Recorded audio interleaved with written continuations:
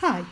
So I've been thinking for a while about how to get everyone set up and get everyone ready for version 10 of Domino and Notes and Verse, and Sametime it's all coming out later this year. And I've decided to do this as a video series, unless people hate a video series, along with some presentation slides. I'm hoping to post something every few weeks. And I really want to talk about how you can best prepare for version 10 of the products in your environment. So we're going to talk about the Domino operating system, we're going to talk about database versions, about DAOS, about establishing a server health.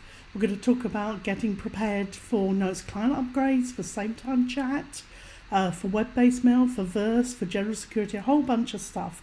So if there's anything you're particularly interested in, let me know. Each session, I think, I'll probably record somewhere between 5 and 8 minutes, so it's not going to be long. And I hope you find it useful. I will speak to you soon.